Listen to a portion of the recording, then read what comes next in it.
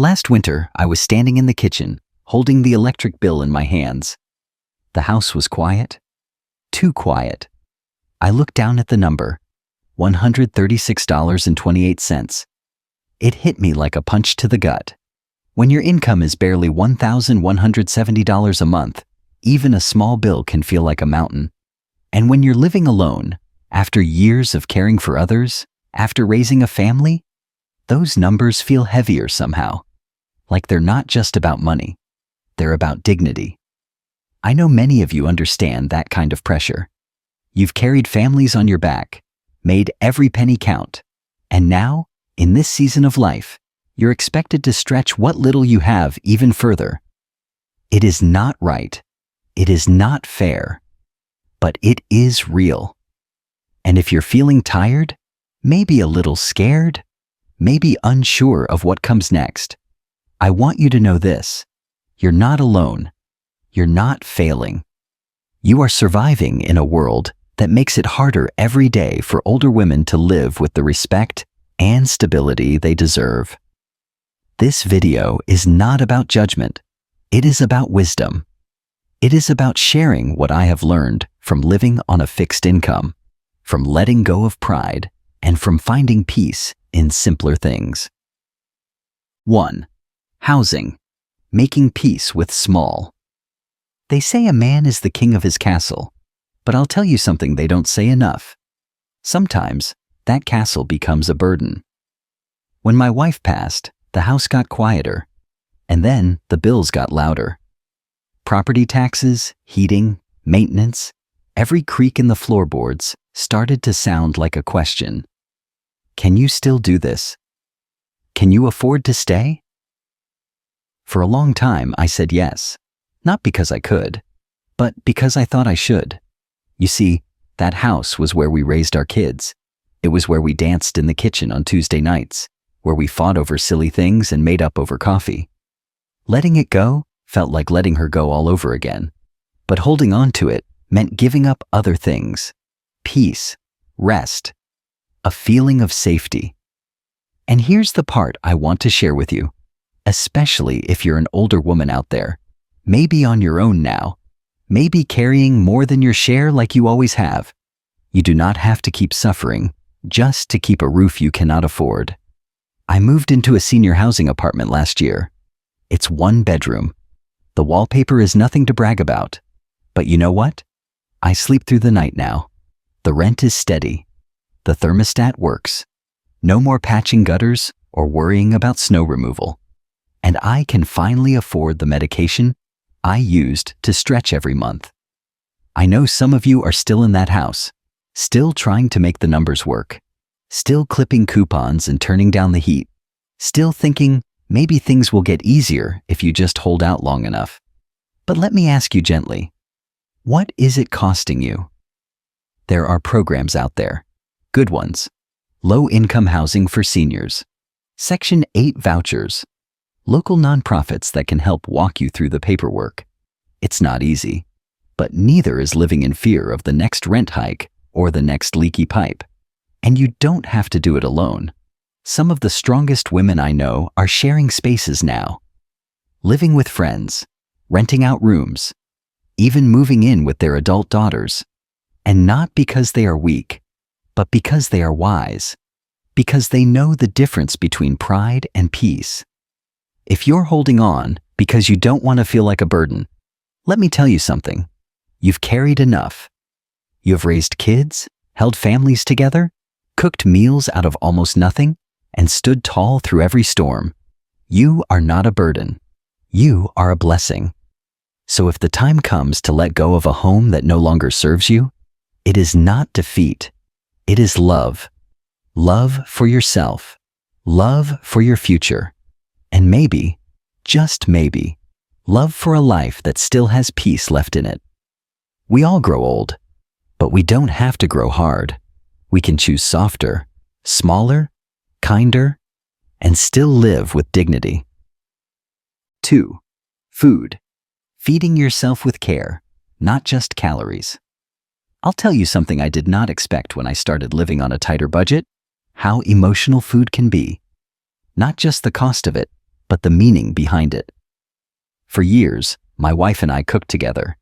She had this way of turning a bag of dried beans and a few onions into something that smelled like home. I miss that more than I can say. But now, cooking has become something else. It's not about big Sunday roasts or feeding a table full of kids anymore. It's about staying full and healthy without breaking the budget. When you're living on a fixed income, especially alone, grocery shopping becomes a kind of math you never wanted to learn. You ask yourself, can I afford this chicken? Should I skip fruit this week? How many meals can I stretch from one pot of soup? Here's what I've learned, and what I want to share with you. You can eat well on a low income, but it takes intention, and it takes letting go of what eating well used to look like. I start every month with a food plan. Nothing fancy, just a list of meals I know I can make with simple, inexpensive ingredients.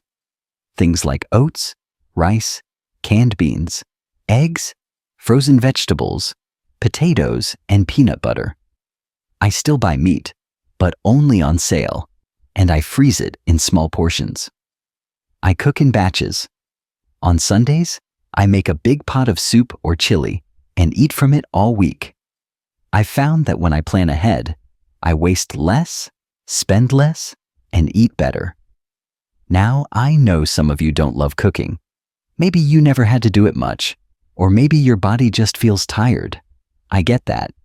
But even if you cook simple things, boiled eggs, steamed veggies, a sandwich with a piece of fruit, that's still nourishment. It's still care. If the grocery bills are stretching you too far, please check to see if you qualify for help. SNAP, also called food stamps, is there for seniors too. You earned that support. You're not taking from anyone else. You're protecting your health. And don't forget your community. Many churches and food banks offer groceries with no questions asked. Some towns have senior food programs that deliver right to your door. Ask at your library or local senior center. People will help if they know you need it. I also like to keep a few comfort foods on hand. Not expensive things. Just a favorite tea or crackers I remember from childhood. Because eating isn't only about nutrition. It's about feeling human.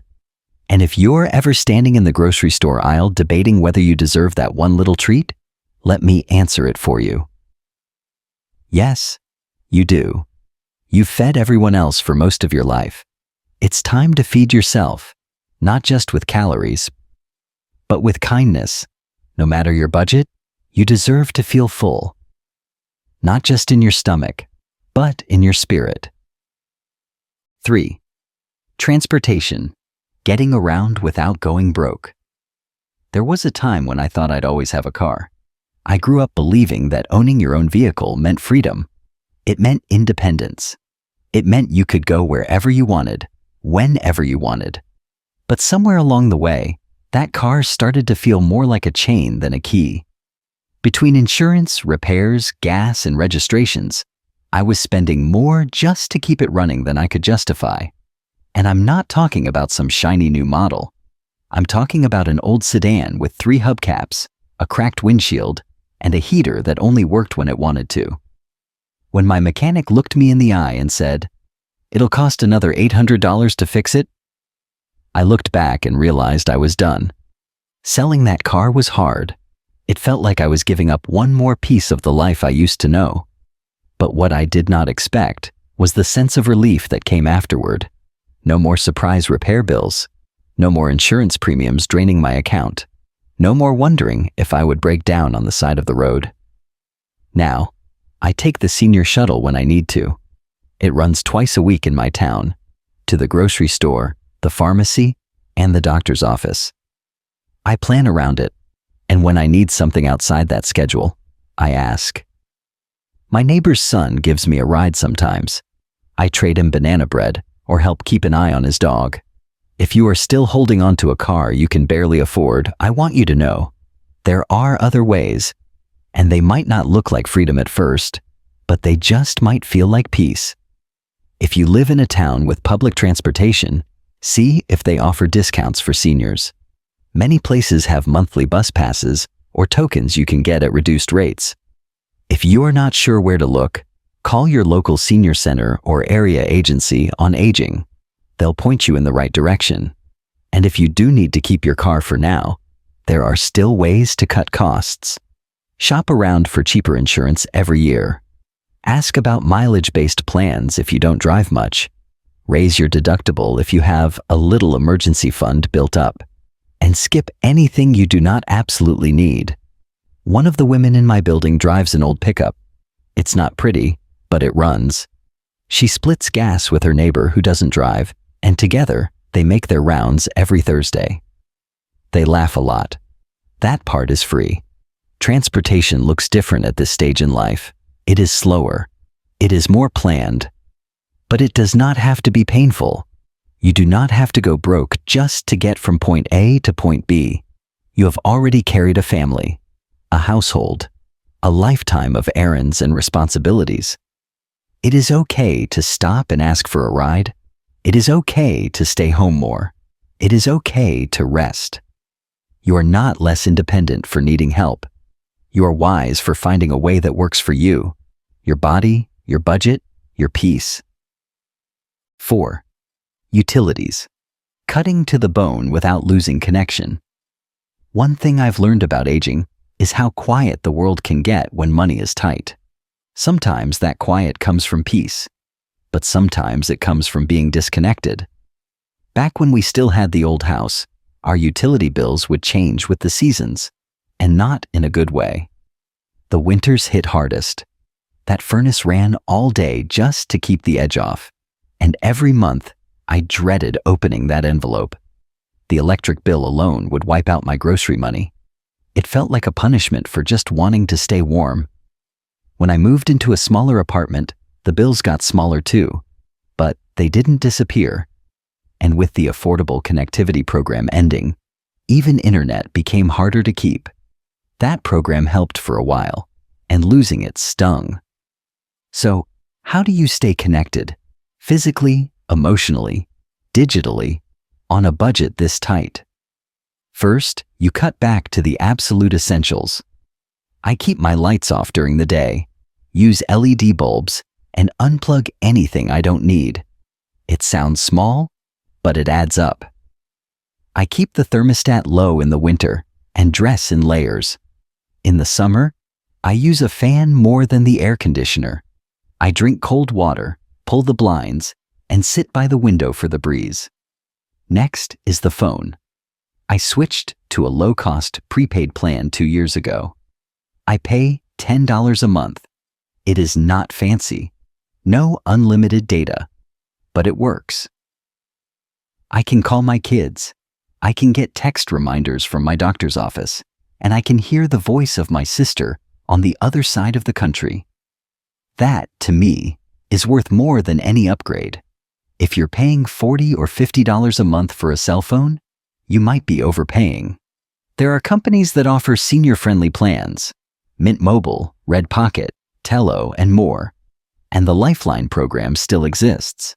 It offers discounted or even free phone service for those who qualify. It is worth checking. As for internet, that's become a lifeline too, especially when everything from banking to social security updates is now done online. I don't stream movies or scroll for hours, but I do need to pay bills, check my email, and once in a while, watch a video from my granddaughter's school play. If you can't afford home internet, try these workarounds. The library offers free Wi-Fi, and no one rushes you out. Some coffee shops do too, and even McDonald's if you bring a cup of coffee. There are also community centers and some churches that let seniors come in during the day just to stay connected. You can also ask your local senior center or housing coordinator if there are partnerships or programs that offer refurbished tablets or low-cost devices. In some cities, nonprofits give away used smartphones or laptops to low-income seniors. I got mine through a local tech recycling program. It isn't new, but it does what I need. Here's something else I want to say, especially to the women out there who've gone most of their lives without asking for much. It's okay to reach out. You've spent your whole life keeping others warm, fed, and safe. You deserve to be warm. You deserve to have a working phone. You deserve to video chat your grandkids and feel like the world hasn't passed you by. I once heard someone say, "Don't go broke trying to look connected." That stuck with me. You don't need the latest gadget. You don't need the fastest plan. You just need enough to stay in touch with your family, with your community, with your peace of mind. And if you're ever sitting in the dark, not because the sun has gone down, but because you're trying to save a few cents, please know this: you're not alone. There are options. And more importantly, there are people who care. People who would help if they knew. Sometimes dignity looks like asking the right question. Sometimes connection starts with admitting, "This is hard." And sometimes staying warm means letting someone else carry the load for a while. You've earned rest. You've earned support. And yes, even in this world of rising costs and shrinking checks, you can stay connected without losing yourself in the process. 5. Health. Caring for your body. When the budget says you can't. Health is one of those things you never think will be a luxury until one day it is. When we were younger, we toughed things out. We ignored the aches, shook off the fatigue, skipped the doctor unless it was serious. But now, those little things add up. A stiff knee, a cough that won't quit, a prescription that costs more than it used to. And the hardest part? Knowing that even when you finally ask for help, you might not be able to afford it. I remember sitting in the pharmacy one afternoon, trying to decide between buying my blood pressure meds or groceries. I had a $20 bill and both receipts in my hand. I stood there for 15 minutes, pretending to read a magazine. I did not want to admit it, but I could not pay for both. That was the moment I knew I had to find another way. If you're there now, if your monthly budget leaves almost nothing for health, please hear me clearly. You are not alone.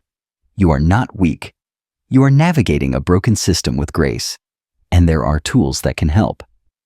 First, check if your state has expanded Medicaid.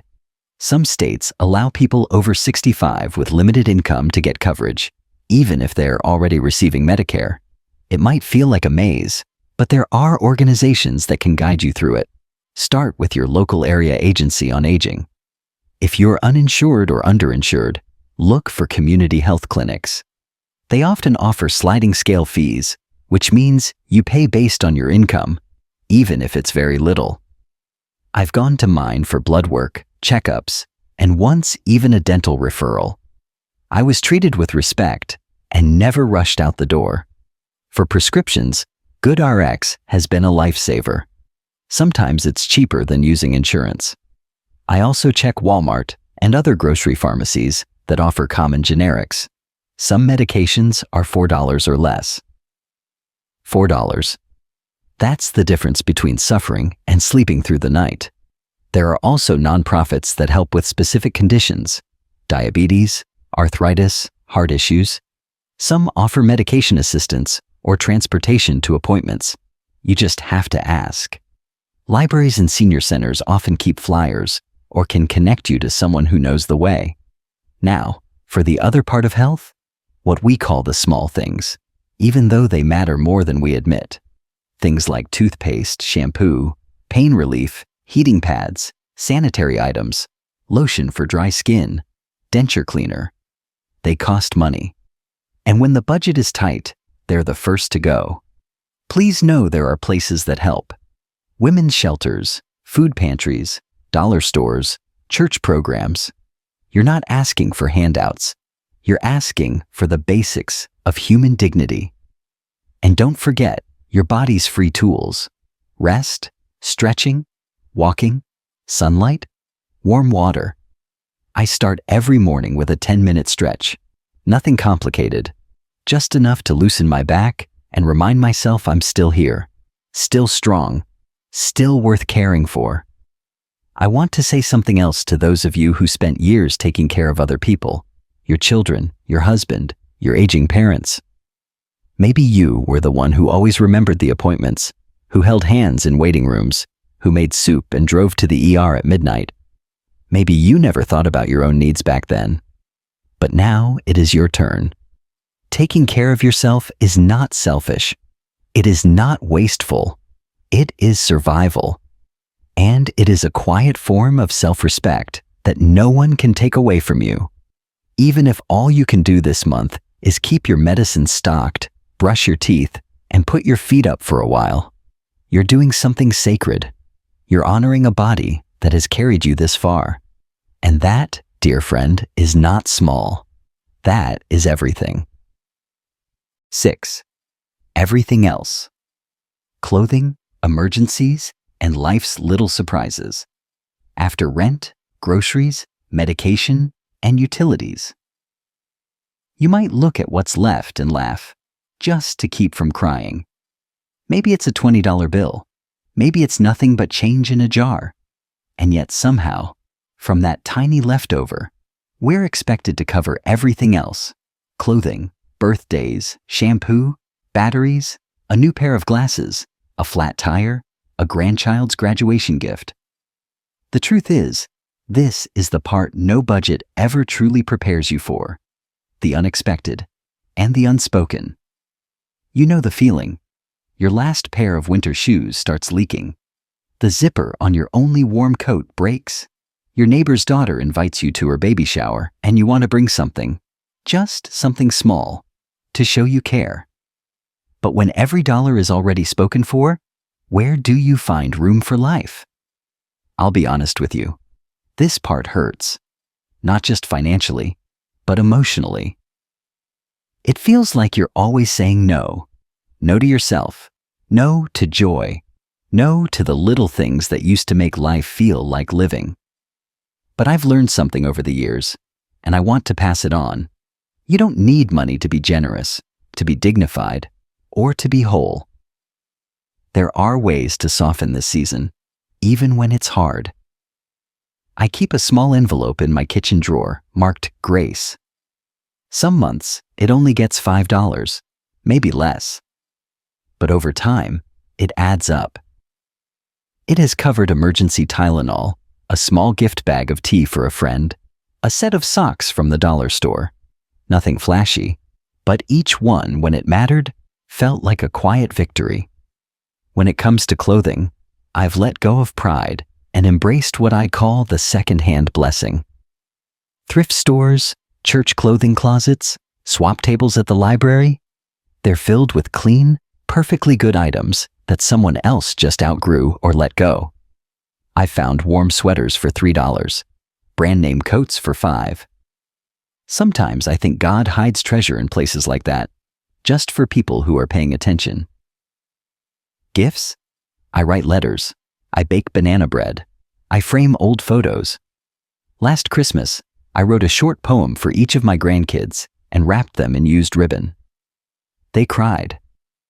I did too. And for emergencies, those inevitable life happens moments, I don't pretend I can plan for everything. But I can plan for something. That $5 a month envelope, that habit of saying no to one small treat in favor of peace later, that has saved me more times than I can count. But more than anything, I want to say this to you. Your life is not small just because your budget is. You're allowed to laugh, to give, to show up with joy, even if your purse is empty. You're allowed to want beauty, even if it's simple. You're allowed to dream, even if the dream is just having a good day, a warm bath, or someone to talk to who truly sees you. Money can buy many things, but it cannot buy the strength you've earned from surviving. It cannot replace the wisdom in your hands or the kindness in your heart, and it certainly cannot diminish the value of your story. So if all you can do today is light a candle, wash your face, and sit down with a cup of tea, you've done enough, more than enough. You're not behind. You're not forgotten. You're not alone. This world may be hard, but you, my dear, are harder to break. If you've made it this far with me, thank you. I know this conversation has not been easy. Talking about money, about limits, about letting go of things we once took for granted. It's vulnerable. It's humbling. But it's also powerful. Because facing reality doesn't mean giving up. It means showing up with courage, with wisdom, and with compassion for ourselves. You may be living on less now, but you are not less worthy, not less strong, not less alive. There's still beauty in your life, even in the quiet. There's still purpose, even in the waiting. And there's still hope. Yes, hope, even on the hardest days. So keep doing what you're doing. Keep showing up. Keep taking care of yourself. One decision at a time. And if this video made you feel a little more seen, a little more supported, please subscribe. Not for me, but for you. So you'll have more of this gentle space where wisdom lives, and no one has to pretend they're fine when they're not. If you know another woman who might need this kind of encouragement, send it her way. And if you have your own tip, story, or just a word of comfort, leave it in the comments. Someone else might need to hear your voice today. Until next time, take care of that beautiful heart of yours. You've carried so much, and you're still standing. That's not just survival. That's grace.